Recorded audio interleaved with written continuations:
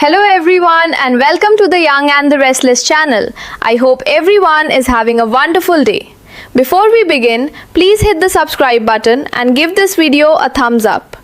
The week ahead on the Young and the Restless begins with a sense of quiet temptation that slowly builds into something far more dangerous as shadows of the past begin to creep into the present. In a moment that feels almost too intimate to be real, Adam Newman finds himself drawn once again into the orbit of Riza Thompson. There's a spark between them that refuses to fade, no matter how much time or distance has tried to bury it. As they stand close, the tension lingers in the air, thick and undeniable, and Riza playfully suggests that if everything goes according to plan, perhaps they could celebrate privately later. Adam doesn't hesitate, his voice low with anticipation as he admits he's already looking forward to it. What follows is a kiss, lingering, charged, and impossible to dismiss, that hints at a connection far deeper than either of them is willing to admit out loud. In that moment, the world outside seems to disappear, leaving only the pull of something dangerously unfinished between them. But reality has a way of crashing in, and it comes in the form of Nick Newman, whose growing concern begins to cast a long shadow over Adam's actions. Nick sees through the cracks in Adam's carefully constructed facade, questioning not just what Adam is doing, but how far he's willing to go to maintain this dangerous charade. After all, Adam isn't free.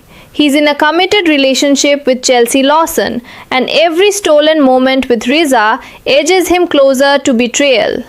Nick presses him, his voice carrying both frustration and genuine worry, demanding to know how many lines Adam intends to cross before this spirals out of control. Adam tries to brush it off, insisting the kisses mean nothing, that it's all part of something bigger, something controlled.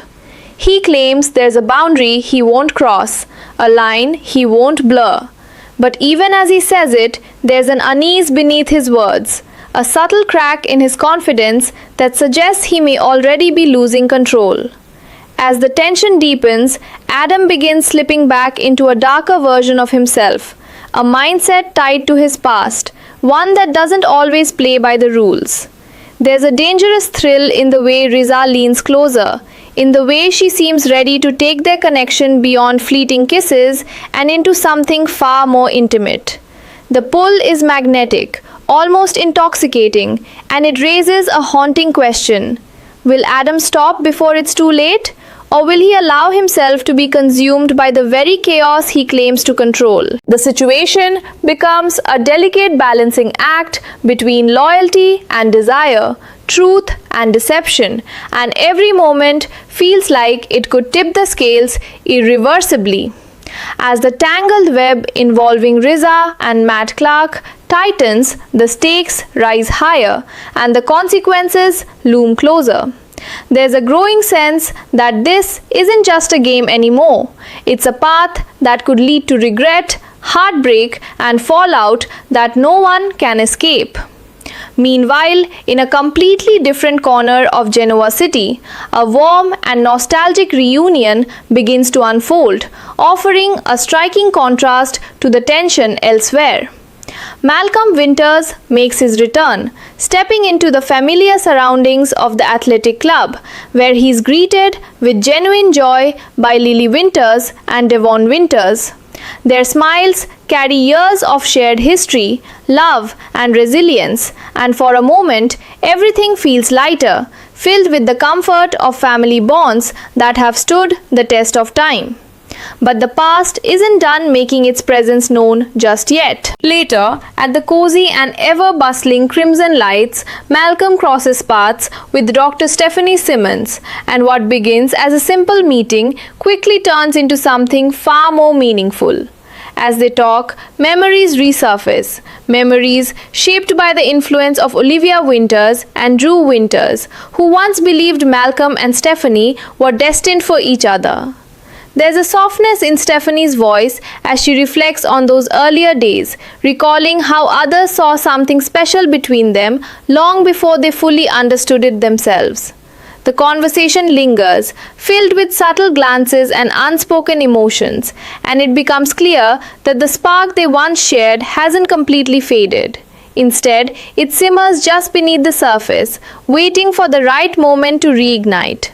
As laughter mixes with nostalgia, the air between them shifts, charged with possibility and the promise of something rekindled. This reunion doesn't feel like a coincidence. It feels like the beginning of a new chapter, one that could bring unexpected twists, emotional revelations, and perhaps even a second chance at something they once let slip away. And as the week unfolds, it becomes clear that while some stories are spiraling toward chaos, others are just beginning to bloom again, setting the stage for a wave of drama, passion, and shocking turns that will leave no one unchanged. As the week presses forward, the emotional weight of Adam's choices begins to settle in, thick and unavoidable, like a storm cloud refusing to pass. Every glance he shares with Riza Thompson feels heavier now, layered with consequences that are no longer abstract but dangerously real. What once seemed like a controlled game, something he could start and stop at will, begins to unravel into something far more unpredictable. Riza's growing confidence and boldness only intensify the situation. Her desire no longer hidden behind playful teasing but rising into something unmistakably serious. She leans closer, both physically and emotionally, as if testing whether Adam will finally give in to the pull between them. And in those moments, Adam finds himself hesitating, not because he doesn't feel it, but because he feels it too strongly. The tension isn't just about desire anymore. It's about identity, about the man he's trying to be versus the man he fears he's becoming again. At the same time, Nick Newman refuses to let the issue go, his instincts screaming that this situation is far from harmless.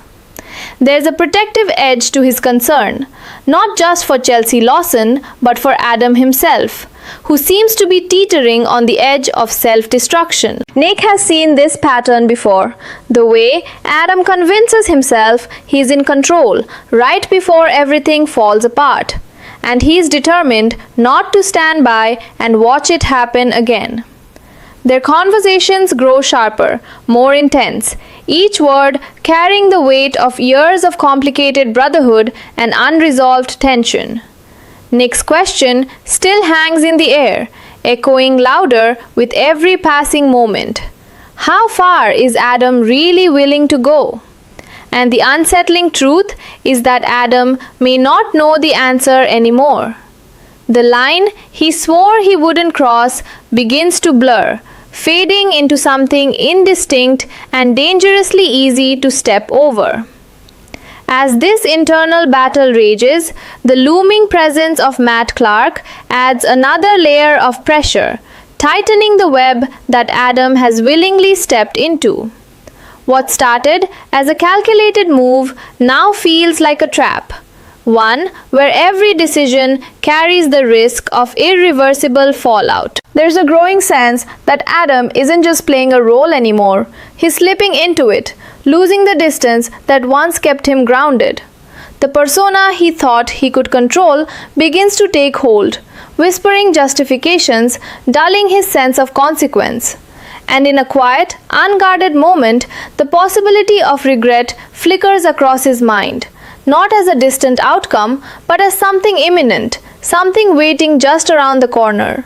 If he goes too far, there may be no undoing it, no explanation that can repair the damage left behind. The question is no longer if there will be consequences, but how devastating they will be when they finally arrive.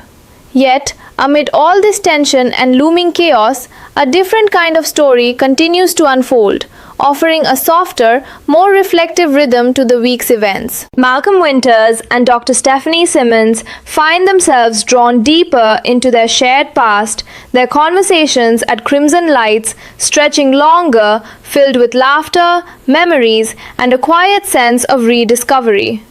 There's something undeniably genuine in the way they reconnect, as if time has softened the edges of what once stood between them.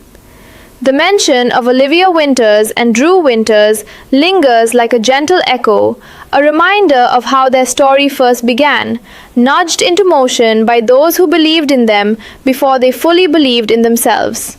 And now, standing face to face once again, it feels as though fate might be offering them another chance to explore what could have been. Their chemistry doesn't demand attention the way Adam's turmoil does. Instead, it unfolds slowly, naturally, like a melody building in the background. A shared smile lasts a little longer than expected. A glance carries more meaning than words. And suddenly, what was once a memory begins to feel like a possibility. There's a warmth here, a sense of hope that contrasts beautifully with the darker paths being walked elsewhere. But even in this budding reconnection, there's an undercurrent of uncertainty. Because second chances are rarely simple, and the past, no matter how fondly remembered, still carries its own complications. As the week moves forward, their story promises not just romance but revelations. Moments that could challenge what they thought they knew about each other and themselves. And so, as these two storylines move side by side, one teetering on the edge of collapse, the other gently rebuilding from the past, the emotional landscape of the young and the restless becomes richer, more layered, and impossible to look away from. Adam stands at a crossroads where every choice feels like a gamble, where desire and consequence are locked in a quiet, dangerous dance. Meanwhile, Malcolm and Stephanie step into something that feels almost like destiny, their journey unfolding with a sense of quiet promise. By the time the week reaches its turning point, one thing becomes clear. Whether through reckless decisions or unexpected reunions, no one will walk away unchanged, and the ripple effects of these moments are only just beginning to take shape. As the tension reaches a near breaking point, the world around Adam Newman begins to feel smaller, tighter, as though every choice he's made is closing in on him all at once. The stolen moments with Riza Thompson no longer feel like fleeting indulgences. They carry weight now, consequences etched into every lingering look and every touch that lasts just a second too long. There's a shift in the air between them, something unspoken but undeniable, as if they've both crossed an invisible threshold without realizing it. Riza's confidence only deepens, her presence becoming more assertive, more certain, as though she senses Adam slipping further into her world. And Adam, despite every internal warning, finds himself drawn in again, caught between the life he's built and the chaos that seems to call to him with a familiar, dangerous allure. In these quiet, charged moments, it becomes painfully clear that control is no longer something he fully possesses. It's something he's slowly losing. Meanwhile, Nick Newman watches from the outside with growing frustration, his concern evolving into something sharper, more urgent. He sees the cracks widening in Adam's carefully maintained facade, and with each passing day, it becomes harder to believe that Adam will stop before it's too late. Nick's protective instincts kick in, not just as a brother, but as someone who understands the devastating ripple effects of Adam's past decisions. His thoughts inevitably turn to Chelsea Lawson, who remains unaware of just how precarious her relationship has become. There's a quiet dread in the realization that the truth, when it finally surfaces, won't just hurt, it will shatter everything. And Nick, caught between loyalty and responsibility, begins to question whether he should step in more forcefully or risk letting events unfold on their own. Because sometimes silence can be just as damaging as the betrayal itself. As the storyline involving Matt Clark tightens its grip, the stakes climb higher with every passing moment, pushing Adam further into a corner he may not be able to escape. What once seemed like a calculated move now feels dangerously close to a point of no return, where one wrong decision could trigger a chain reaction of consequences. There's a growing sense that Adam isn't just navigating a risky situation, he's becoming part of it, entangled in ways that blur the line between intention and impulse. The echoes of his past, those darker instincts he thought he had buried, begin to resurface, whispering that maybe this is who he really is after all. And in a fleeting moment of clarity, Adam is forced to confront a question that lingers like a shadow over everything. When this is all over, will he be able to live with what he's done? Or will the cost of this deception prove far greater than he ever imagined? In contrast, the evolving connection between Malcolm Winters and Dr. Stephanie Simmons continues to unfold with a quiet, almost poetic grace. Their time together at Crimson Lights becomes a sanctuary away from the chaos, a place where the past and present intertwine in the most unexpected ways. Their conversations deepen, shifting from light-hearted nostalgia to something more vulnerable, more honest, as they begin to revisit not just who they were, but who they've become. The memory of Olivia Winters and Drew Winters continues to linger, almost like a guiding force, reminding them of the connection that once felt so natural. But now there's a new layer to it, a maturity, a sense of timing that feels more aligned than it ever did before. There's something deeply comforting in the way Malcolm and Stephanie reconnect, yet it's not without its own emotional complexity. The years they've spent apart haven't erased what they once had. They've reshaped it, giving it new meaning and new depth. A simple laugh carries history behind it. A shared silence speaks volumes, and slowly, almost imperceptibly, they begin to open themselves up to the possibility of something more. It's not rushed, not forced, but it carries a quiet intensity that suggests this could be the beginning of something truly meaningful. Still, there's an awareness that revisiting the past can also reopen old wounds, and the question remains whether they're ready to face whatever comes with that. Because sometimes second chances require just as much courage as first ones.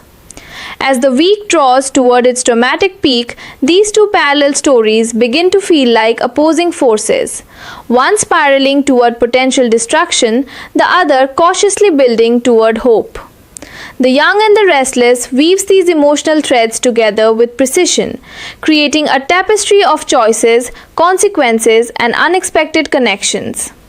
Adam stands on the edge of a decision that could alter everything, his future hanging in the balance as temptation and responsibility collide. At the same time, Malcolm and Stephanie step forward into a renewed connection that feels both familiar and entirely new, offering a glimpse of what healing and rediscovery can look like. And as the final moments of the week approach, one thing becomes undeniable. Whether through heartbreak or hope, every character is moving toward a turning point that will leave a lasting impact, setting the stage for everything that comes next.